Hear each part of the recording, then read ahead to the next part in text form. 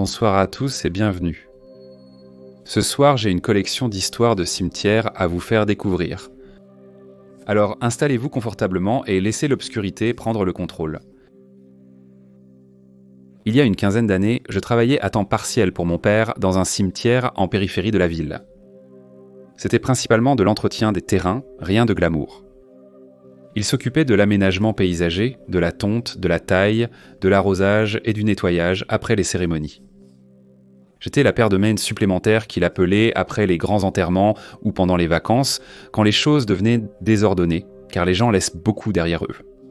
Mouchoirs, emballages, restes de nourriture et bouteilles de bière jonchent le sol. Notre intention n'était pas d'offenser les défunts, mais plutôt de nettoyer les tombes pour les familles qui appréciaient ce geste. C'était un boulot simple et tranquille qui ne me dérangeait pas vraiment. Et ce n'était pas effrayant non plus, du moins pas pendant longtemps, je ne travaillais que pendant la journée. Rien de paranormal, aucune silhouette étrange, pas de zone froide, juste de l'herbe, des pierres et des choses normales. Il y avait donc un enterrement prévu pour une famille de 3 personnes, un mari, une femme et leur enfant.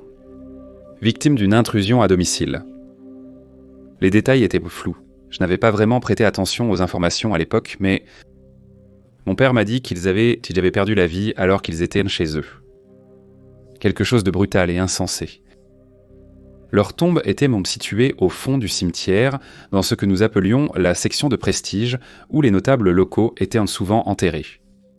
Nous avons passé toute une journée à préparer la zone, à dégager les broussailles, à tailler les arbres, à étaler du gravier frais. Tout devait être parfait. Et puis, bien sûr, nous devions délimiter la zone pour empêcher quiconque d'y entrer pendant la cérémonie. Même si je ne devais pas travailler, je suis passé chercher mon chèque de paie et saluer mon père. En arrivant, j'ai vu le parking plein et j'ai compris que la cérémonie devait être en cours. Alors je suis entré discrètement par l'arrière pour ne déranger personne. Mon père était à l'intérieur. Il avait l'air distrait.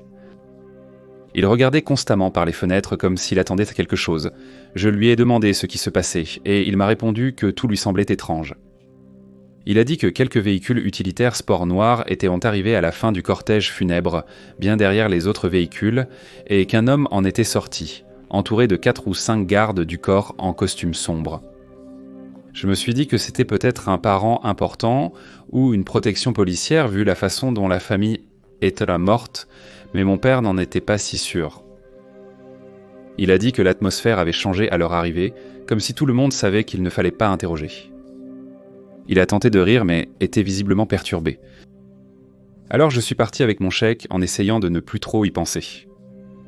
Ce soir-là, nous dînions tous chez mes parents. Ma mère venait de se faire opérer du genou, alors nous aidions un peu. Nous finissions le dessert quand mon père a recommencé à s'agiter.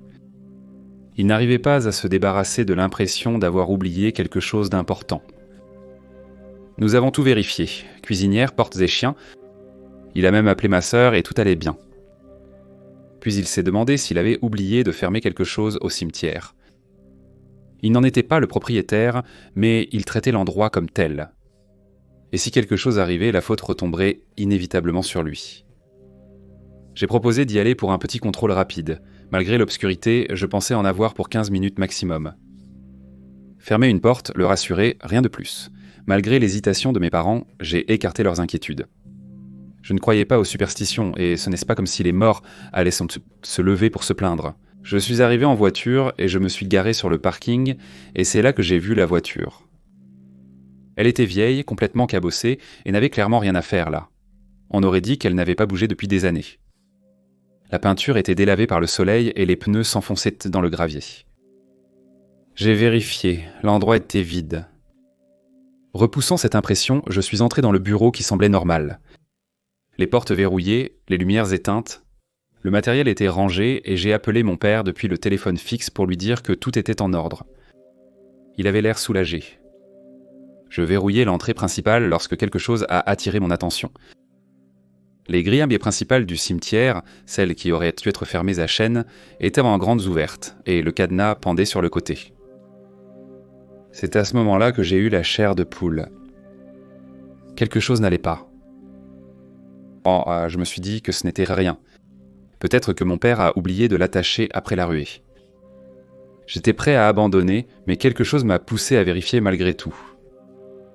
Alors, contre mon bon sens, j'ai laissé la voiturette de golf et j'ai parcouru le terrain à pied. Tout se passait bien jusqu'à l'arrière. Ce caveau familial, les nouvelles tombes qu'on venait de creuser, il était saccagé.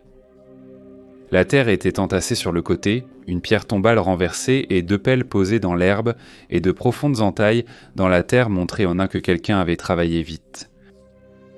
Ils étaient en train de piller la tombe, j'ai voulu m'enfuir et c'est là que tout est devenu noir. Quand j'ai repris connaissance, j'étais allongé face contre terre dans l'herbe, la tête me lançant. Il faisait encore nuit et pendant un instant, j'ai cru que j'avais rêvé jusqu'à ce que j'entende les pelles, ce bruit métallique de l'acier raclant la terre.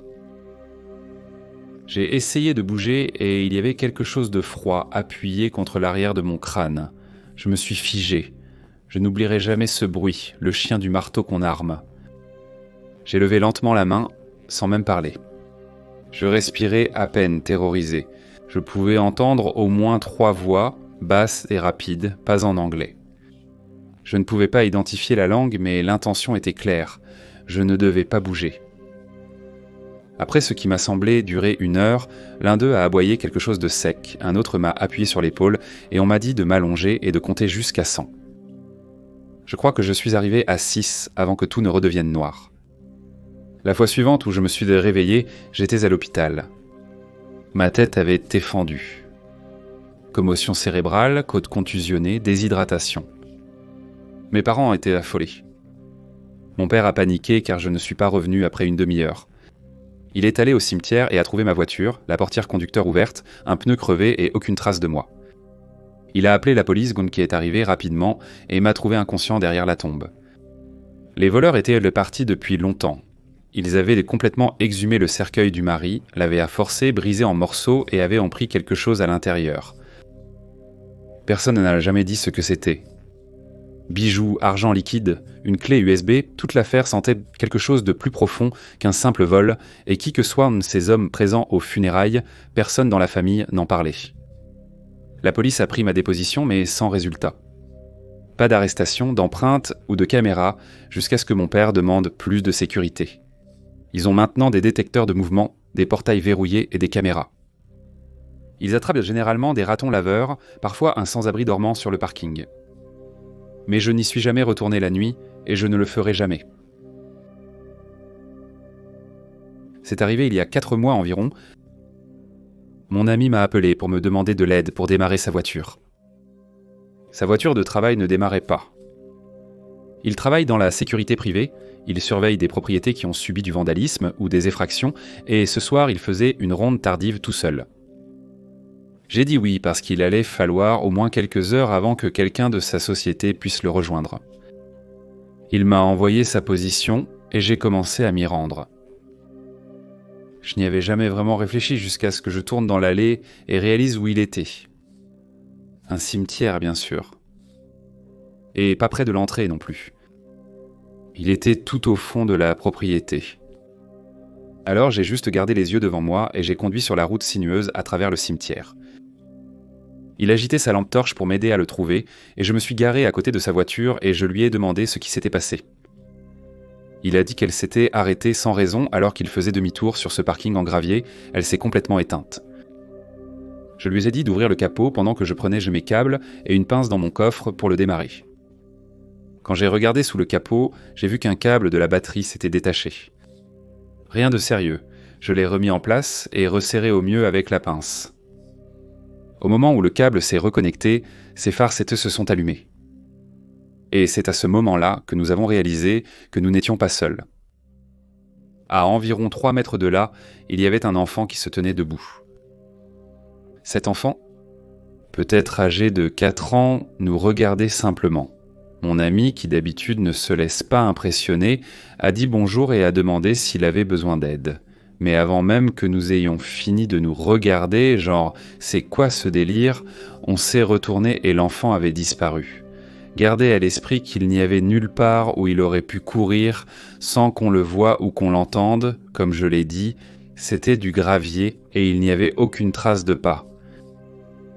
Mon ami m'a dit qu'il avait déjà eu des moments ici où il voyait des choses jeter un œil derrière les arbres ou les pierres tombales, mais il a dit que c'était la première fois qu'il voyait quelque chose simplement debout là.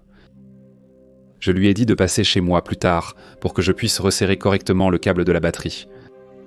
Puis je suis parti. Il est passé chez moi il n'y a pas longtemps et m'a raconté ce qui s'est passé après mon départ.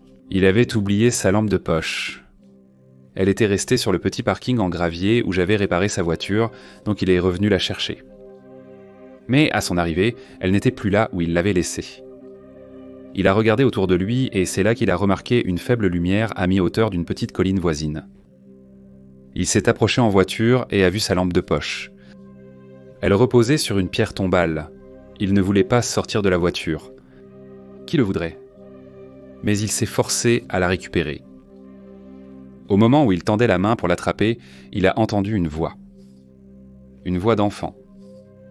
Il ne pouvait distinguer aucun des mots à l'exception d'un seul. Pars. Alors il l'a faite. Il n'est pas venu directement chez moi parce qu'il avait encore une propriété à vérifier. Mais la lampe de poche ? Il a juré qu'il l'avait laissée par terre près de la voiture, et d'une façon ou d'une autre, elle s'est retrouvée à près de 400 mètres de là, posée bien droite sur une pierre tombale. Et quoi que ce soit qui lui ait dit ce mot, ce n'était pas près de lui. Ça donnait l'impression que ça venait de partout autour de lui. Il a dit qu'il n'y retournerait plus jamais tout seul. Et honnêtement, moi non plus, je n'y retournerai pas.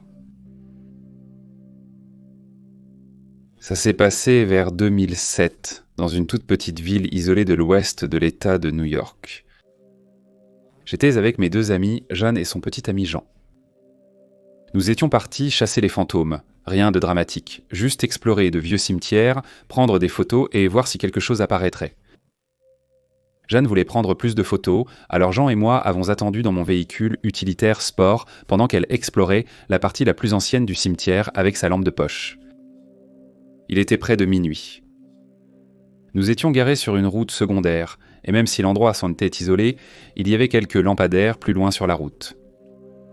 Jeanne était derrière nous sur la droite, la lumière vacillante de sa lampe de poche encore visible. Tout allait bien. Puis c'est arrivé. John et moi regardions devant sur la route quand quelque chose est apparu. Sous un lampadaire du côté gauche de la route, une silhouette sombre est apparue. Quand je dis sombre, je ne veux pas dire sombre comme une silhouette. Je veux dire une absence totale de couleur, plus sombre que tout ce que j'avais jamais vu. C'était une forme humaine, mais pas humaine, sans traits, sans visage, sans texture. Mais ce qui ressortait le plus, c'était son chapeau à large bord, au sommet plat, presque comme celui d'un vieux prédicateur ou d'un croque-mort. Nous nous sommes tous les deux figés. Il a fait peut-être 30 pas lents et délibérés, puis juste avant d'atteindre le lampadaire de l'autre côté de la route, il s'est transformé. Il a changé en plein milieu d'un pas pour prendre la forme d'un chat noir. C'était toujours ce même vide sans trait, et il a disparu silencieusement dans le champ ouvert au-delà. Jean et moi nous sommes simplement regardés. Aucun de nous n'a pu parler pendant 2 bonnes minutes. Et quand il a finalement parlé, tout ce qu'il a pu dire, c'est « Tu as vu ça aussi, n'est-ce pas ?» Nous étions assis là, abasourdis et silencieux quand James est revenu, frappant à la fenêtre. Je ne pouvais même pas bouger pour déverrouiller la porte. J'ai réussi à lever la main juste assez pour appuyer sur le bouton. Elle a ouvert la porte et a plaisanté. « On dirait que vous avez vu le diable en personne. » John, qui est un grand gaillard, grand et musclé, quelqu'un qu'on n'imagine pas trembler facilement, tremblait visiblement. Ses yeux étaient rouges de larmes. Tout ce qu'il a pu dire, c'est « chat ». J'ai tenté d'expliquer ce qui s'était passé, mais mes mots étaient confus. J'essayais encore de comprendre ce qui s'était passé. Erreur 404 partout. Jeanne ne savait pas quoi penser. Elle répétait des choses comme « Ce n'est plus drôle maintenant. Tu commences à me faire peur. » Jean était tellement perturbé. Il a tenu à ce qu'on fasse un arrêt à son église en rentrant. Nous nous sommes tenus devant la statue de la Vierge Marie, les mains jointes, murmurant des prières dans l'obscurité, tandis que Jean suppliait à haute voix pour obtenir protection. En rentrant, je me suis dit à quel point tout cela paraissait dingue, même pour moi. Des années plus tard, j'ai recontacté Jeanne après que nous ayons perdu contact. Sans surprise, nous avons d'abord parlé de cette fameuse nuit. Elle a dit qu'elle ne l'avait pas oubliée. En fait, juste après que cela soit arrivé, pendant des semaines, toutes les croix dans la maison de sa mère se sont retrouvées à l'envers. Toute seule, puisque Jeanne et Jean vivaient chez sa mère à l'époque, ça ne s'est arrêté que lorsque sa mère a parcouru la maison, priant intensément dans chaque pièce et bénissant tout ce qu'elle pouvait. Non, rien ne les a suivis depuis le cimetière. Je ne sais pas. Les années ont passé. Jane et John ont déménagé dans un autre état. Nous avons tous poursuivi nos vies. Puis un jour, récemment, quelque chose d'étrange s'est produit. J'ai partagé cette histoire sur Reddit, sans trop y penser, juste pour m'en débarrasser. Plus tard dans la journée, notre chat de 16 ans, mon animal de compagnie bien-aimé, est mort soudainement dans mes bras. Il n'avait pas été malade. C'est simplement arrivé et j'étais dévasté. Mon mari a partagé la nouvelle sur Facebook et peu de temps après, Jeanne m'a envoyé un message pour me dire qu'elle était désolée. Elle a ensuite ajouté que le chien de sa famille, âgé de 8 ans, était également décédé ce même jour, un peu plus tôt. Et puis Kelly, une autre amie qui a entendu l'histoire, m'a envoyé un message pour me dire que son chien de 6 ans, en parfaite santé, était également décédé ce même jour. 3 animaux, 3 foyers, 3 états, tous disparus à quelques heures d'intervalle.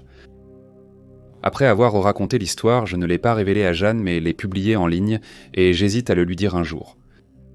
Une partie de moi veut désespérément des réponses, mais une autre partie de moi, celle qui se réveille encore la nuit en se rappelant le vide sombre, la silhouette d'un homme, cette partie-là pense que je ferais peut-être mieux de ne jamais savoir.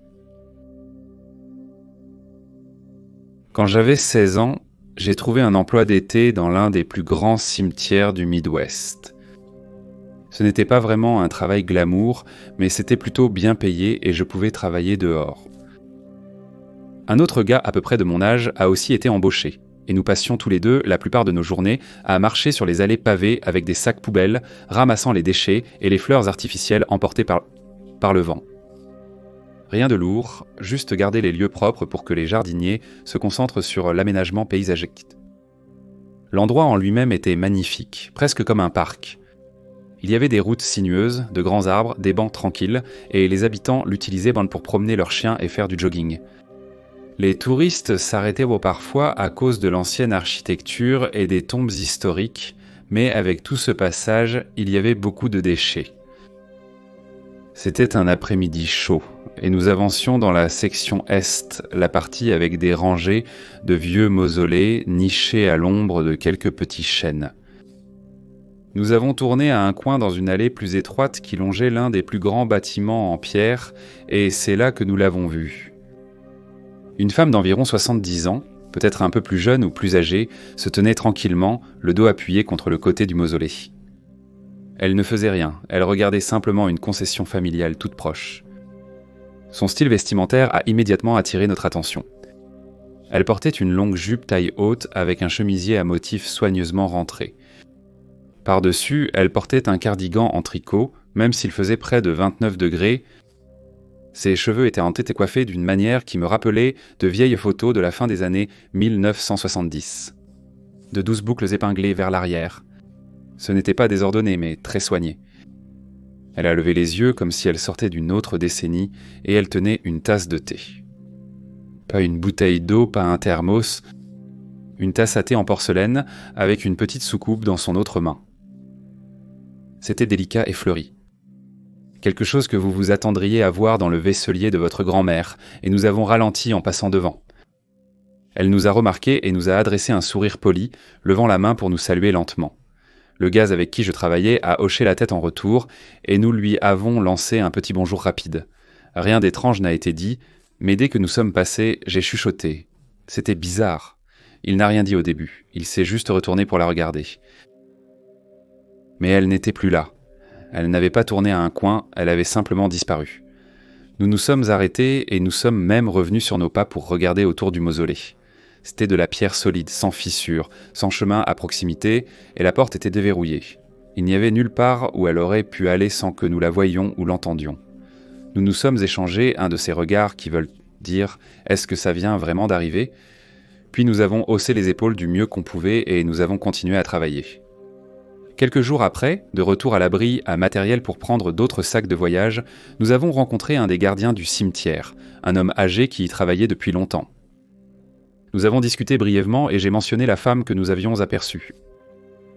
Dès que je l'ai décrite, il a souri comme s'il attendait qu'on en parle. Avait-elle une tasse à thé ? Nous avons tous les deux dit oui, un peu surpris. Ah oui, vous avez vu la dame. Apparemment, elle avait été vue par le personnel et les visiteurs pendant des années, toujours au même endroit et toujours en train de regarder le même groupe de tombes. D'après le gardien, c'était le lieu de repos d'un homme et de ses 2 fils qui sont morts là-bas au début des années 80. La pierre tombale de la femme indique qu'elle est décédée en 2002, et les habitants pensent qu'elle leur rendait souvent visite de son vivant, peut-être même tous les jours. Personne ne sait vraiment comment ils sont morts. Mais les dates sont toutes les mêmes pour le père et les fils. Le plus étrange, c'est que les gens ne la voient n'en jamais que quelques secondes. Elle ne parle jamais, ne bouge jamais, et elle disparaît toujours sans un bruit. Je ne l'ai jamais revue, mais ce bref instant m'est resté. Ce n'était pas vraiment effrayant, juste troublant d'une manière silencieuse, comme si nous étions entrés dans le souvenir de quelqu'un d'autre et que nous n'avions pas notre place là-bas. Quand j'étais à l'université, j'ai pris un travail à temps partiel comme assistant administratif au Willowbrook Memorial Park, un cimetière juif niché dans des banlieues boisées. La plupart du temps, c'était un travail tranquille. Classement, planification, gestion des papiers pour les concessions, et parfois répondre à des appels téléphoniques émouvants avec autant de tact qu'un jeune de 19 ans peut en avoir. Willowbrook respectait les horaires traditionnels du sabbat, donc les grilles étaient toujours fermées à clé, du coucher du soleil le vendredi jusqu'au samedi soir, sans aucune exception.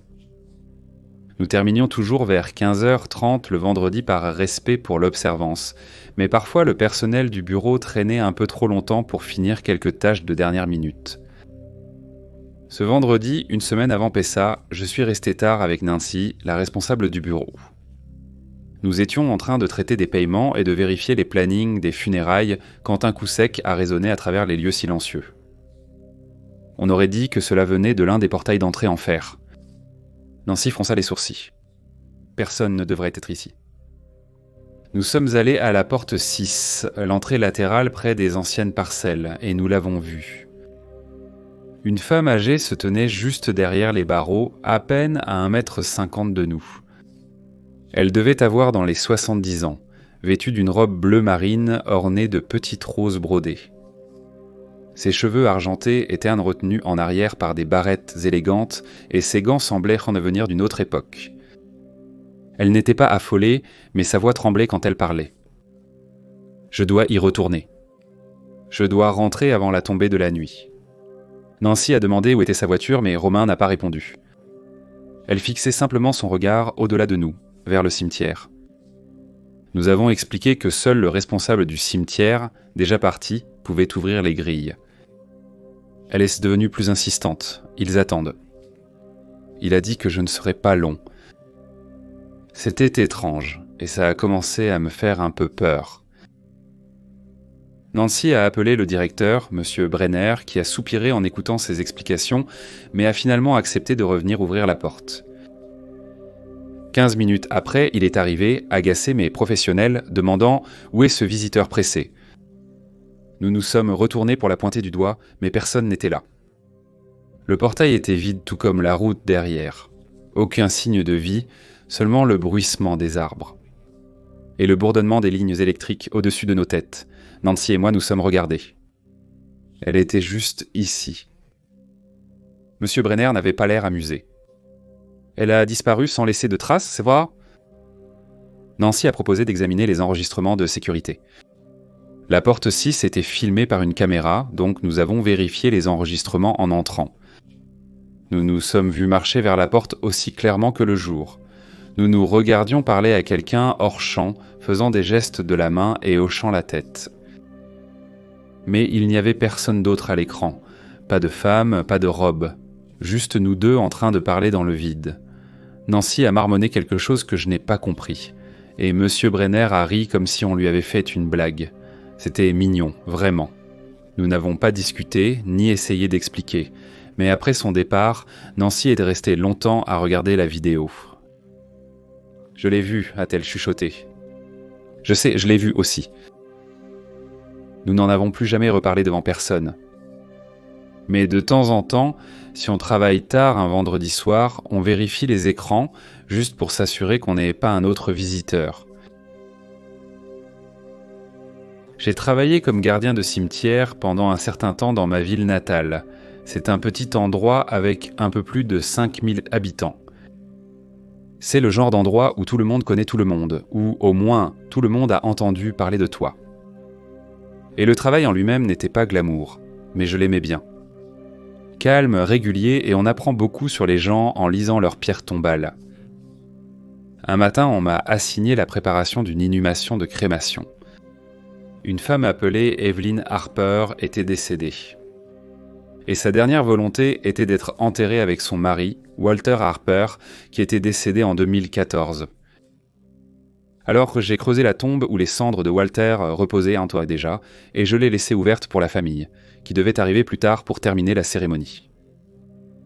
Le personnel du bureau m'a demandé de rester dans les parages car ils reviendraient bientôt, alors je l'ai fait. J'ai allumé une cigarette et je me suis assis, adossé à la pierre tombale de Walter.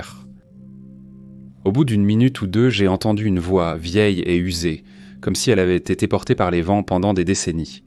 « Tu ne devrais pas fumer », a-t-elle dit.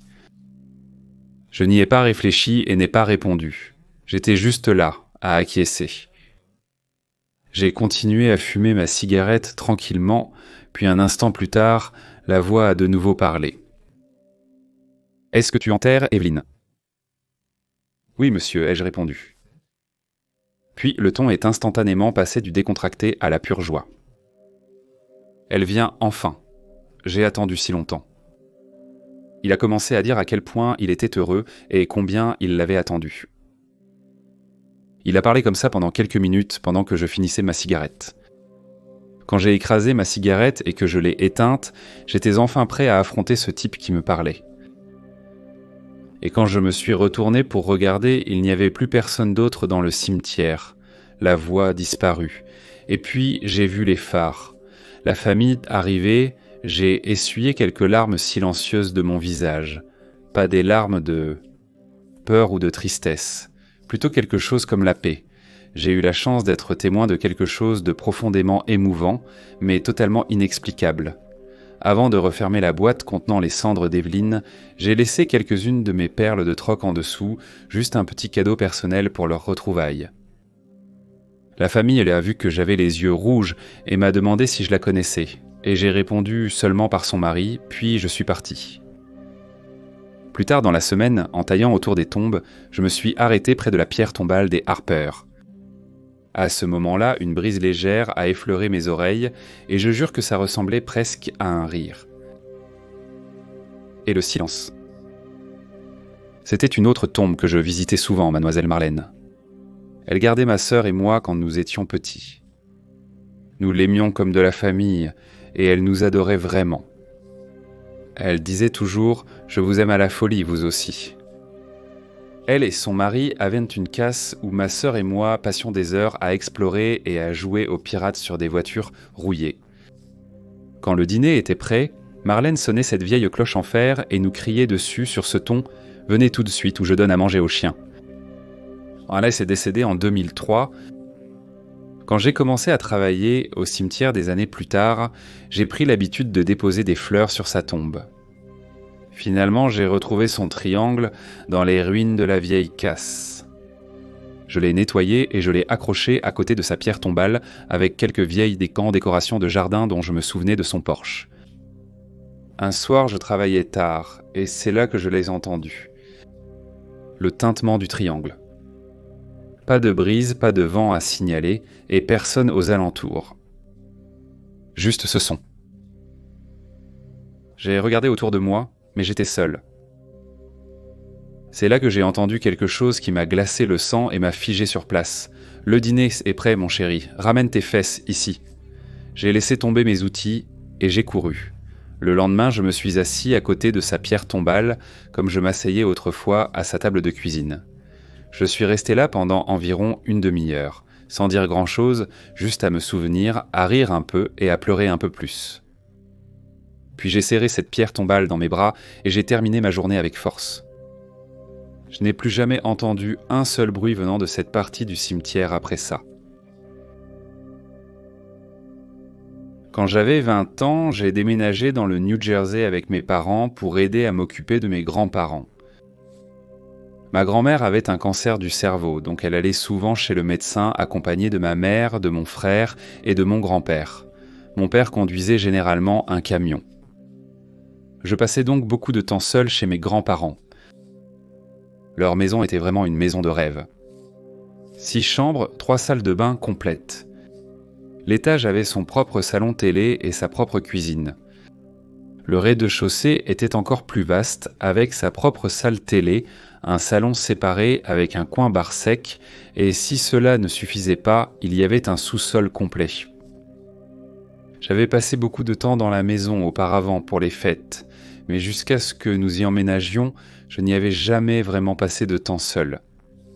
Un jour après le travail, j'étais rentré chez moi.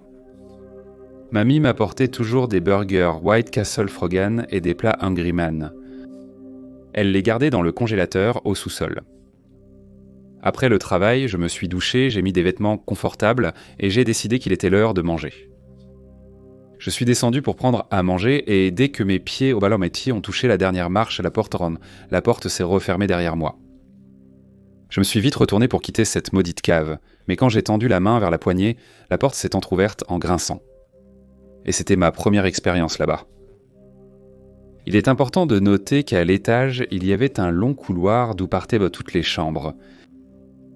Il y avait le parquet d'origine datant de la construction de la maison à la fin des années 50, et chaque pas résonnait dans toute la maison avec de forts grincements et craquements. Les lames de bois bombées étaient remises en place à chaque fois qu'on marchait. Une autre fois, alors que j'étais seul en bas à fouiller parmi les films dans la première salle de télévision. La salle de télévision était confortable et chaleureuse, un côté était entièrement composé de fenêtres qui laissaient entrer le soleil et illuminaient les murs jaunis par la nicotine ainsi que la pile de cassettes Video Home System que j'étais en train de fouiller. Alors que je fouillais parmi les cassettes, j'ai entendu des pas tranquilles à l'étage. C'était plutôt rassurant parce que je me suis dit que maman était rentrée ou peut-être que ma tante était passée. Je n'y étais pas vraiment prêté attention. J'ai continué à fouiller parmi les cassettes jusqu'à ce que je trouve Major Payne, un de mes films préférés, que j'ai décidé de regarder à l'étage dans la salle télé où j'ai l'habitude de traîner. En traversant la maison pour rejoindre l'escalier, j'ai de nouveau entendu des pas à l'étage. C'était léger et décontracté et ça venait vers moi. J'ai monté les escaliers en m'attendant à voir maman, mais il n'y avait personne. J'ai fouillé chaque pièce et salle de bain à l'étage, cherchant quelqu'un, mais en vain, il n'y avait personne. Il n'y a qu'un seul escalier à l'étage, et il arrive juste devant la salle télé de l'étage, donc il est impossible de ne pas voir ou entendre quelqu'un qui monte pendant que tu es dans cette pièce. Je regardais le film depuis 1 heure, sans interruption. J'étais un peu effrayé par les bruits de pas inexpliqués, mais j'ai mis ça sur le compte de la vieille maison qui travaille, quand tout à coup, de l'autre côté du couloir, le côté le plus éloigné de l'escalier et de moi, j'ai entendu les pas, ils venaient dans ma direction. Ça m'a donné la chair de poule, je savais qu'il n'y avait personne d'autre que moi. Ça ne ressemblait pas, aux craquements habituels des vieilles maisons, c'était des bruits de pas nets, un par un, à un rythme lent mais régulier, qui se dirigeait flamment vers moi. Ils ont continué jusqu'à quelques pas de l'entrée, puis se sont arrêtés. J'ai rassemblé tout le courage que j'avais. Je me suis levé et penché hors de la porte. Depuis l'embrasure de la porte, l'escalier principal était sur ma gauche et le couloir menait aux autres pièces sur ma droite. J'ai regardé dans le couloir à droite d'où venaient les pas et je n'ai rien vu. À la toute dernière porte à droite, la poignée tourna lentement jusqu'à ce qu'elle fasse un déclic. Cette pièce avait une moquette épaisse et rembourrée, donc il a fallu un certain effort pour pousser la porte. Après le déclic de la poignée, la porte s'est légèrement entr'ouverte. Je suis retourné dans la salle de télévision, j'ai verrouillé la porte, monté le son et essayé de me détendre. Un autre jour, après le travail, j'étais rentré à la maison et j'avais trop mangé. Alors j'ai décidé de faire une sieste dans la salle de télévision à l'étage. C'était le canapé le plus confortable du logis. Un canapé marron et duveteux qui sentait les Newports comme ceux que fumaient mes grands-parents. Ça le rendait encore plus douillet parce qu'il sentait comme eux. Bref, je me suis endormi pendant environ 1 heure jusqu'à ce que j'entende un cri venir d'en bas. On aurait dit une petite fille. C'était assez fort pour me réveiller et j'ai pensé que c'était soit un rêve, soit que grand-père était de rentrer à la maison et avait mis la télé du bas à fond. J'ai éteint la télé et suis descendu voir ce qui se passait. J'ai regardé dans toutes les pièces avant d'arriver à la salle télé du bas. J'ai ouvert la porte et c'était vide, comme toutes les autres pièces. Puis, à l'étage, j'ai de nouveau entendu ses pas, mais cette fois, il courait entre dans le couloir. Et les cris de la petite fille ont retenti à nouveau, mais cette fois venant de l'étage. Finalement, j'ai tout raconté à ma tante, surtout à propos des pas. Elle m'a regardé droit dans les yeux et m'a dit « Mais pinceau ». Ça m'est arrivé toute ma vie. J'en ai parlé à mon père et il a dit que ça existait depuis aussi longtemps qu'il vivait là. Ils ont donné un nom au fantôme et elle a dit que c'était une femme, mais je ne me souviens plus du nom maintenant. Quand la zone a été aménagée pour des maisons dans les années 50, des tumulus funéraires amérindiens ont été découverts. Les entrepreneurs ont creusé ces tumulus et ont enterré tous les ossements et les artefacts dans une carrière à l'extérieur de la ville. Grand-père disait que des choses étranges se produisaient depuis leur emménagement. Un jour, mon frère et moi jouions au sous-sol. Comme souvent, nous étions seuls chez nous. Le sous-sol était rempli de toutes sortes de choses que mes grands-parents avaient accumulées au fil des années. Nous avons fouillé un peu partout et avons eu la peur de notre vie à cause de quelques mannequins que ma grand-mère avait. Nous avons surmonté notre frayeur et avons commencé à jouer avec eux. Nous avons fouillé derrière l'endroit où ils étaient, ils l'ont tous entassé et avons trouvé un trou dans le mur. Il faisait environ 60 cm de diamètre et on aurait dit que quelqu'un avait brisé le béton avec une pioche pour atteindre la terre derrière. Le trou s'enfonçait sur environ 1 mètre ou 1,20 m, puis semblait s'arrêter, mais honnêtement, le sous-sol était trop sombre pour en être sûr. Nous avons pris une lampe de poche pour regarder à l'intérieur. Dès que nous avons braqué la lumière dans le trou, une puissante rafale d'air en est sortie en trombe vers nous. Ça sentait un peu comme après la pluie. Le souffle nous a frappés violemment, repoussant nos cheveux en arrière et faisant tourner des mannequins sur leur support.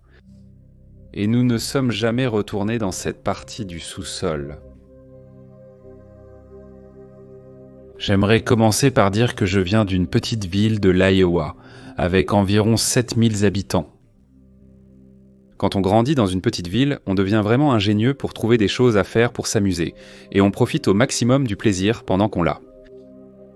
Les légendes urbaines sont nombreuses et toujours amusantes à partager, et je n'habite pas très loin de notre capitale. En grandissant, j'ai commencé à m'y aventurer. Je me suis fait beaucoup d'amis qui adoraient entendre les histoires de mon enfance dans ma petite ville. Ils trouvaient les choses qu'on faisait pour s'amuser complètement folles, et ils me suppliaient de les emmener dans un cimetière qui se trouvait à environ 40 minutes de chez moi. C'est un endroit où je n'étais allé que quelques fois, et je dois avouer que c'était pendant la journée. Je connais plutôt bien la région. Ayant chassé là-bas, j'ai parfois fait des trajets tard le soir. Mais la nuit, c'est plutôt effrayant.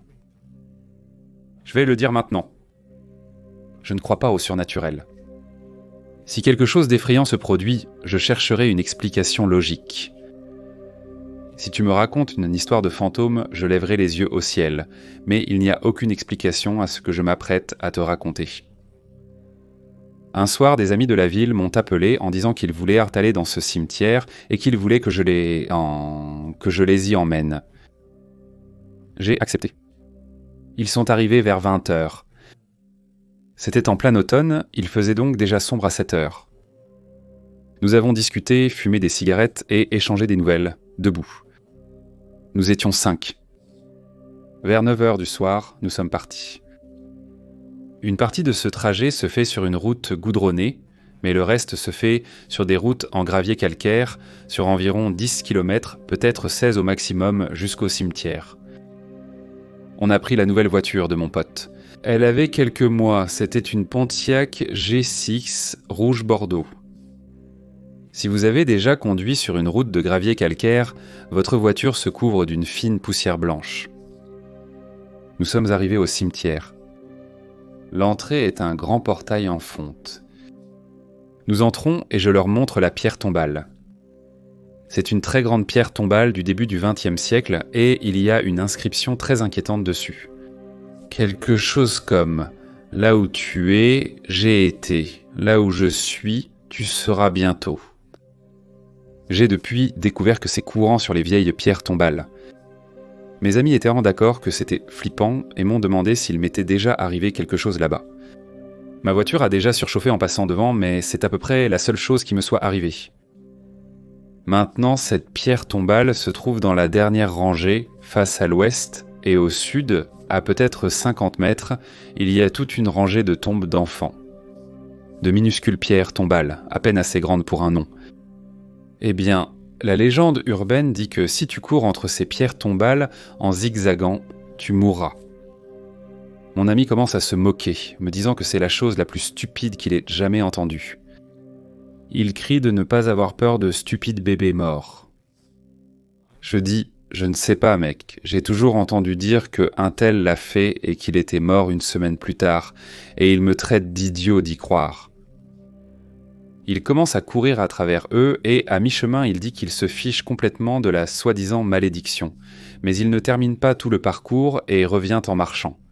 On plaisante avec lui et on lui demande s'il a eu trop peur pour le faire, et il dit « ouais, j'ai flippé à mi-chemin ». On était retourné à l'entrée, on a fumé quelques clopes, on a discuté un peu, et j'étais prêt à partir, je n'avais pas dîné et j'avais vraiment faim. Il était environ 11h du soir et on est retourné en ville. J'habite du côté sud, il y a un McDonald's. Je me gare et on entre dîner. On a laissé la voiture sous un lampadaire bien éclairé. Lorsqu'on s'est approché de la voiture, un ami a remarqué de petites empreintes de mains partout sur celle-ci. Pas moins d'une vingtaine. Elles faisaient environ la taille de celle d'un enfant de 2 ans. Elles avaient en fait des tailles différentes et étaient en toutes assez fraîches. Elles étaient sur le coffre, sur le toit. Nous pouvions les voir car elles étaient dessinées dans la poussière du chemin gravelé. Je me souviens d'avoir regardé de très près et on pouvait clairement voir de petites empreintes digitales dans la poussière blanche, mettant en valeur chaque pli. C'est la chose la plus étrange que j'ai jamais vue. Il n'y a aucune explication. Si elles étaient pour là avant notre sortie, la poussière les aurait recouvertes. Nous ne comprenions pas comment un enfant aurait pu grimper sur le toit de sa voiture. Le propriétaire de la voiture vivait dans un quartier sans enfants. Rien. Nous avons cherché une explication logique à leur présence, en vain. J'ai prévenu mon ami qui avait couru à travers les tombes d'être prudent. Aujourd'hui, si vous lui en parlez, il n'écoutera pas. Il quittera la pièce ou se fâchera que vous ayez abordé le sujet. Et cela fait presque 20 ans que c'est arrivé. J'ai 24 ans maintenant, mais quand j'avais 17 ans, je suis allé avec un petit groupe d'amis dans un cimetière une nuit d'été. Nous n'étions pas là pour causer des problèmes. La plupart d'entre nous étions spirituels, pas religieux, et profondément respectueux de ce genre d'endroit. Nous voulions juste visiter quelques-unes des plus anciennes tombes. Je me suis toujours senti en paix là-bas, comme si l'énergie y était douce, paisible et réconfortante. C'est peut-être pour ça que c'est arrivé. J'étais près de l'arrière du groupe, traînant derrière pour lire toutes les anciennes inscriptions, pendant que les autres avançaient. C'est la dernière chose dont je me souviens. Le reste, c'est ce que mes amis m'ont raconté plus tard. Apparemment, j'ai appelé l'un d'eux, la voix légère et joyeuse. Celui-ci est à moi. Au début, il pensait que je plaisantais. Mais quand mon ami s'est retourné pour me regarder, il s'est figé net. Parce que ce n'était pas ma voix. Elle était plus aiguë, étrange et décalée. Et la façon dont je parlais, l'accent n'était pas le mien. Je n'aurais pas dû mourir, ce n'était pas ma faute. C'est alors que les autres sont revenus vers moi. L'un d'eux a demandé « Qu'est-ce que tu veux dire ?» Je les ai regardés droit dans les yeux et j'ai dit « Je jouais dans la grange avec les chatons et l'homme est entré avec un fusil. Bang !» Je ne comprends pas son geste. Il était le meilleur ami de mon père. Et pendant les 2 heures suivantes, ils ont dit que je les avais guidés dans le cimetière, en leur montrant des tombes et en leur parlant des personnes enterrées là, comme si je les avais connues toute ma vie. Des noms, des histoires, des morts. L'une de mes amies avait sorti son téléphone pour s'éclairer. Elle a commencé à enregistrer, en partie parce qu'elle avait peur et en partie parce qu'elle voulait vérifier ce que je disais une fois rentrée à la maison. Finalement, je me suis arrêté devant une tombe et j'ai regardé la pierre tombale en fronçant les sourcils. C'est mon frère. Il a eu la chance de vivre très longtemps. Ce n'est pas juste, je voulais vivre aussi. Puis j'ai tapé du pied comme un enfant avant de m'effondrer. Je ne me suis réveillé qu'une fois de retour à la maison. La première chose que j'ai ressentie était un horrible mal de tête. Le pire de toute ma vie. Je ne me rappelle pas avoir lu ces vieilles pierres tombales. Et ils m'ont montré la vidéo. C'était moi, mais pas vraiment. Ma voix, ma posture et mes expressions étaient complètement différentes. Et tout ce que je disais semblait correct.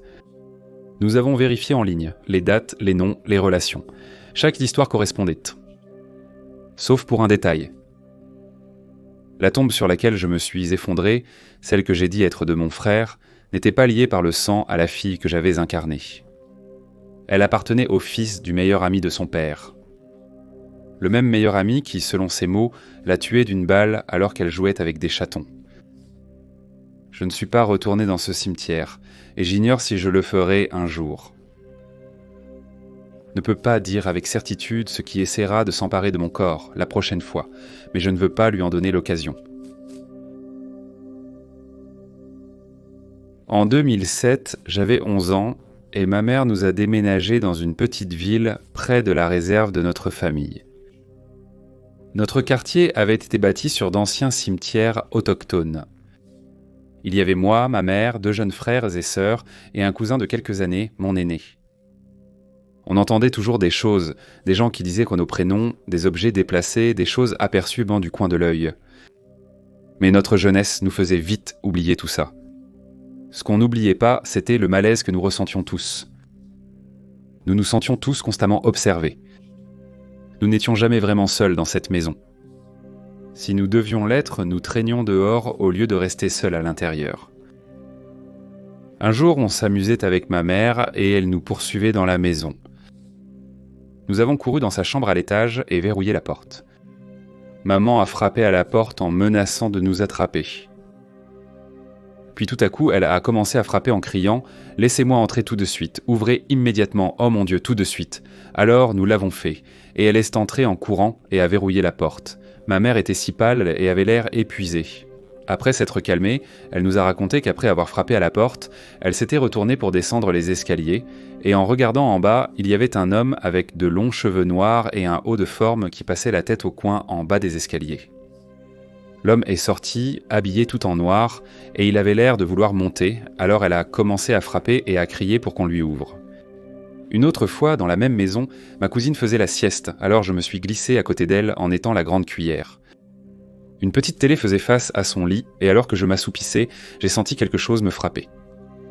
Quand j'ai regardé, il y avait une marque de la taille d'un poing sur la couverture. En été 2007, une femme a été sauvagement tuée. Ma grand-mère était amie avec les flics, alors elle a raconté à ma mère, juste devant nous les enfants, tous les détails horribles. Nous vivions à 3 ou 4 maisons de cette femme et nous avions tous passé la soirée avec elle la nuit où c'est arrivé. Pendant des jours, on passait devant et on voyait du sang partout sur les vitres. Quelques semaines plus tard, on passait devant la maison et on a vu cette pauvre femme à sa fenêtre. Mon cousin et moi, on s'est mis à courir parce qu'on savait à quoi elle ressemblait et on savait ce qui s'était passé. On a eu tellement peur, évidemment. Heureusement, on a déménagé cet été-là. Je dois te parler de Liwan Plaza à Canton, en Chine. Elle a longtemps été entourée de peur et de mystère. Et beaucoup de Cantonais ne voient pas comme une coïncidence le fait que le caractère Gweng à l'extérieur de la place ressemble étrangement au mot pour cadavre. Et depuis 2004, environ 12 personnes se sont suicidées sur place, certains témoins affirmant qu'une force surnaturelle semblait pousser les victimes par-dessus les rambardes. Selon les habitants locaux, la malédiction mortelle des morts a débuté il y a longtemps lors de la première construction. Comme dans Poltergeist, construire sur d'anciens cimetières est risqué. Mais on ne peut pas s'attendre à ce qu'une bande de promoteurs immobiliers le sache, pas vrai ? Abritant une chambre sacrificielle de la dynastie Qing, les inspecteurs n'ont pas remarqué 8 cercueils vides lors de la construction de la place Liwan, qui est aujourd'hui un grand marché de bijoux près de la rue piétonne Xiangzhuang. Elle a été mise au jour pendant la construction, et certains disent que les cercueils étaient à l'origine de bruits étranges et de morts mystérieuses qui ont laissé les boutiques désespérément vides. Pour contrer la malveillance, les architectes ont donné à l'édifice la forme d'un octogone, comme le bagua. Finalement, un prêtre taoïste a informé les propriétaires que les cercueils vides avaient été enterrés initialement pour contrer les influences maléfiques. Le hic, c'est qu'ils ne devaient pas être dérangés pendant 1000 ans. Oups. Depuis lors, plusieurs accidents ont été signalés, la plupart au 5e étage. Au moins 2 des propriétaires qui gèrent la place seraient décédés de causes inconnues et soudaines.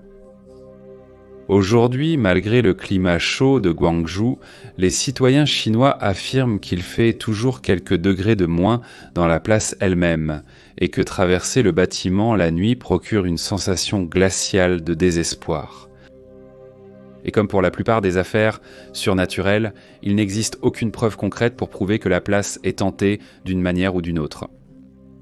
Les sceptiques soutiennent que la fréquence des suicides à cet endroit pourrait être due à sa réputation infâme ou à une couverture médiatique insensible, voire les deux.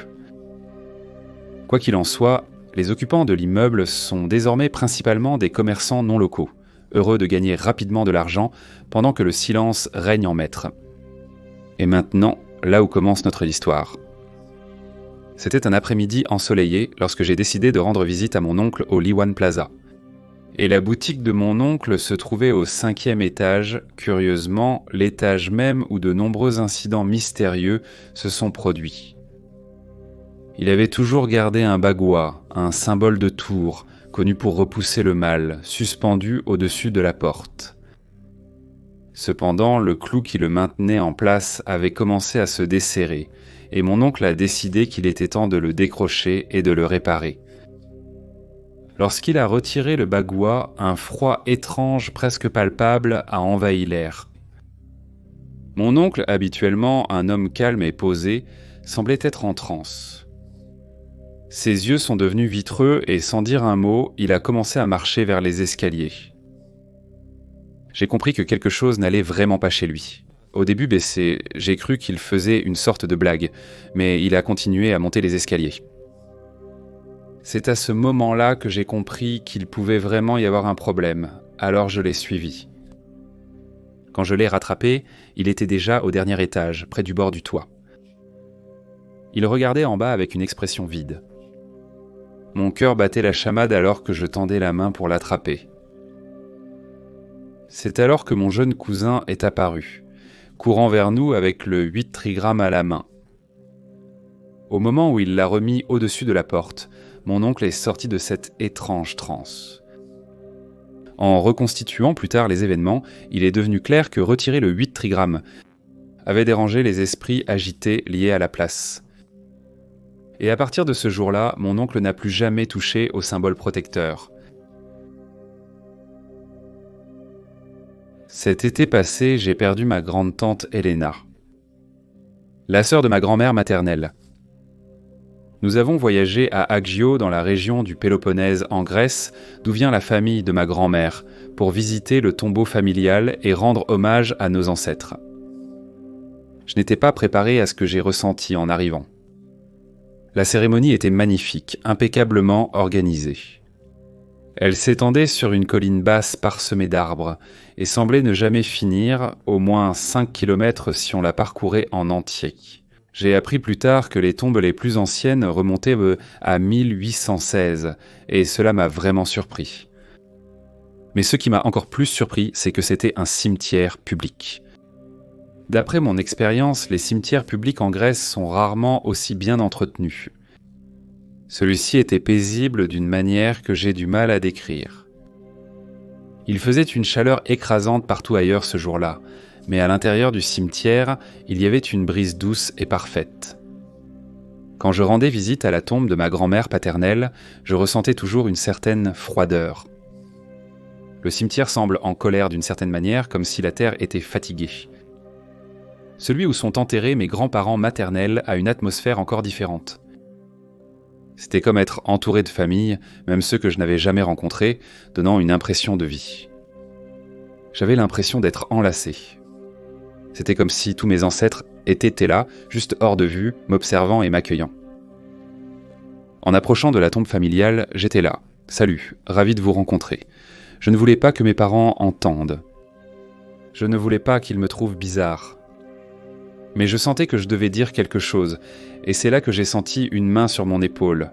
Pas littéralement, ou peut-être littéralement, je ne suis pas sûr, mais c'était chaleureux, et j'ai failli pleurer. J'ai du mal à retenir mes larmes, rien qu'en écrivant ceci, tout comme je les ai retenues à ce moment-là. J'ai eu l'impression que d'une certaine manière, quelqu'un m'avait entendu. Comme si quelqu'un m'attendait pour que je vienne le saluer. Je n'ai malheureusement jamais connu mes grands-parents. Je ne les ai jamais rencontrés. Mes grands-mères sont mortes avant que je puisse leur dire au revoir, et la plupart de mes grands-oncles et tantes étaient déjà partis quand j'étais assez âgé pour avoir de vrais souvenirs. J'avais 5 ou 6 ans la dernière fois que j'ai vu l'un d'eux, et le dernier est décédé quand j'avais 10 ans. Je n'ai même pas pu assister aux funérailles. Je portais ce chagrin comme une pierre au cœur. Je rêvais souvent d'eux, je rêvais des vieux cafés athéniens des années 50, de l'atelier de mon arrière-grand-père, des maisons familiales dans lesquelles je n'ai jamais eu la chance de grandir. Je me réveillais de ces rêves avec une sorte de nostalgie, mais debout là, sous le soleil, quelque chose a changé.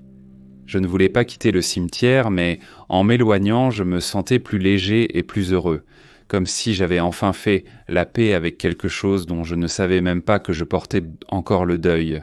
J'avais l'impression qu'il me connaissait en moi, comme il l'avait toujours fait, et malgré les histoires embrouillées et les liens familiaux compliqués, il me m'aimait quand même, il m'accueillait, et c'était l'expérience la plus paisible que j'ai jamais vécue dans un cimetière, et je voulais vraiment la partager. L'école primaire que j'ai fréquentée ainsi que la ville où elle se trouve ont une histoire.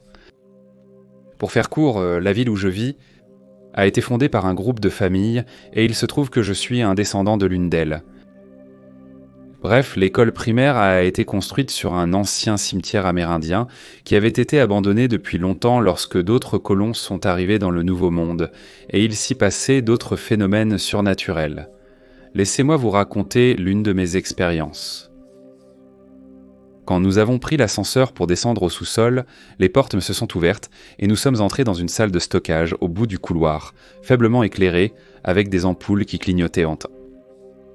Nous sommes entrés dans la pièce, avons récupéré les machines, puis nous sommes arrêtés juste avant le coin pour entrer dans l'ascenseur. C'est alors qu'une femme est apparue debout à environ 3 mètres devant nous. Dès que nous nous sommes arrêtés, elle s'est tournée pour regarder, puis elle s'est détournée et a disparu derrière l'autre coin. Nous sommes entrés dans l'ascenseur et avons monté les machines. Avant que la porte ne s'ouvre au premier étage, nous avons échangé un regard et tenté de discuter de ce qui s'était passé, mais honnêtement, nous étions à court de mots. Une autre expérience que j'ai eue à l'école, pour donner du contexte, c'était quand j'étais en 6e et que je me trouvais à la bibliothèque pour un programme après l'école avec quelques autres enfants, un enseignant et la bibliothécaire. J'étais assis entre des rayons de livres, en train d'en lire un, qui parlait justement de fantômes et du surnaturel, quand j'ai entendu frapper contre le mur derrière moi, qui était un mur en parpaing. Puis un livre à l'autre bout de l'endroit où j'étais assis est tombé de l'étagère, et j'ai vu une ombre marcher entre les rayons avant de disparaître. Quand je me suis levé et que j'ai regardé, il n'y avait rien. Il y a d'autres histoires de fantômes à propos de cette école, et il y a tout des rencontres, mais ce n'est pas à moi de les raconter. Le fait est que, puisqu'ils ont construit l'école sur un ancien cimetière amérindien, je ne suis pas surpris qu'il se passe des choses étranges. Pour vous donner un contexte, je vis dans une région très rurale du Midwest des États-Unis, à environ 20 minutes de la ville la plus proche et à environ 6 minutes du village le plus proche. Pour ceux d'entre vous qui ont vécu à la campagne, vous savez aussi bien que moi que les bruits étranges et les apparitions qui vous font douter de ce que vous avez vu sont monnaie courante si vous passez du temps dehors la nuit. Il était 3h30 un samedi matin. Je rentrais seul chez moi après une fête, en conduisant sur une petite route de campagne sans éclairage qui sortait du village le plus proche jusqu'à ma maison. Il y a 2 cimetières, l'ancien cimetière et celui où ils enterrent encore des gens. Ces cimetières se trouvent de chaque côté de la route et sont séparés d'environ 200 pieds, soit à peu près 61 mètres. Je venais juste de passer le 2e cimetière et de prendre un virage dans une partie de la forêt particulièrement dense. Aucun rayon de lune ne pénétrait la canopée des arbres qui s'étendaient au-dessus de la route. J'ai ralenti au cas où un cerf déciderait de surgir devant moi, comme cela arrivait souvent dans cette région. C'est à ce moment-là que je l'ai vu. Il y avait une grande masse sombre au milieu de la route. Au début, j'ai pensé que c'était peut-être une branche ou un chien, mais lorsque mes phares ont illuminé la créature, j'ai tout de suite compris que c'était pour le moins anormal. Là, debout sur la route, se trouvait un grand oiseau noir, de la taille d'un vautour, mais il n'avait pas de tête. Maintenant, en tant que personne instruite, je sais très bien que lorsqu'un oiseau se perche, il glisse souvent sa tête sous ses ailes, et cela pourrait tout à fait expliquer cela. C'est ce que la logique et la raison vous diraient, même si je n'ai jamais vu un oiseau se percher au sol, encore moins au milieu d'une route très fréquentée. J'ai arrêté ma Jeep à environ 10 mètres de l'oiseau avec mes phares braqués sur lui. Je me suis assis et j'ai réfléchi à la situation un instant, puis j'ai klaxonné pour voir si cela l'effrayerait et le ferait s'envoler, mais il n'a pas bougé. Je suis resté là un moment de plus, et un horrible sentiment d'effroi a envahi mon âme. J'ai alors décidé de contourner prudemment l'oiseau endormi en voiture. Je me suis arrêté et baissé la vitre et braqué une lumière sur lui pour mieux l'observer. Au lieu de trouver sa tête, j'ai baissé les yeux sur la gorge ensanglantée d'un spécimen décapité. À partir de là, j'admets que ma terreur était réelle et je me suis empressé de laisser derrière moi ce mauvais présage. Le lendemain matin, l'oiseau avait disparu sans laisser de traces, pas une goutte de sang en vue. Je me demande ce que c'était. Je commence en disant que cette histoire n'est pas la mienne, mais celle de mon grand-père. Il est décédé il y a quelques années, mais c'était un homme extraordinaire, et je crois toujours qu'il veille sur nous tous. J'ai vécu en Allemagne pendant quelques années, car mon père est dans l'armée. Le jour de notre emménagement, j'ai vu par la fenêtre qu'un enterrement avait lieu. C'est alors que nous avons réalisé qu'un grand cimetière se trouvait au bout de notre jardin. J'ai vécu quelques expériences effrayantes dans cette maison, dont je parlerai un peu plus tard. Mais mon grand-père bat tous les records avec ses histoires. Vous voyez, mon grand-père était médium, et que vous y croyiez ou non, mon grand-père voyait, entendait et savait des choses que les vivants ne connaissaient en pas. Un matin, ma mère prenait son petit déjeuner en bas, quand mon grand-père l'a rejointe. Elle lui a demandé s'il avait bien dormi ou quelque chose du genre. Il a répondu non. Ma mère était inquiète car mon grand-père avait des problèmes de sommeil à cette période. Ils n'ont pas cessé de parler toute la nuit. Je ne comprenais pas ce qu'ils disaient. Ma mère était très inquiète, pensant sûrement que mon frère et moi faisions des bêtises. Elle lui a demandé qui ou quoi l'empêchait de dormir la nuit, s'attendant probablement à ce qu'ils disent que c'était moi ou mon frère. Mais il a pointé du doigt les porte-fenêtres vers le cimetière, à quelques mètres de la maison. C'est alors que ma mère a compris que ce n'étaient là pas les vivants qui l'empêchaient de dormir, mais les fantômes du cimetière. Et la raison pour laquelle il ne comprenait pas ce qu'il disait, c'est parce qu'il parlait allemand. Salut les gars, c'est Mort ici et merci beaucoup de m'avoir écouté. J'espère que les histoires du cimetière de ce soir vous ont plu. Désolé pour la voix étrange, je suis assez congestionné. J'espère juste aller mieux pour l'épisode de demain, qui je crois sera Babysitter. Je crois que ça fait environ 4 ans qu'on n'a pas eu celui-ci, et je pense que ça va être pas mal. Alors, à demain. Restez géniaux, on se revoit dans la prochaine vidéo. Bonne nuit.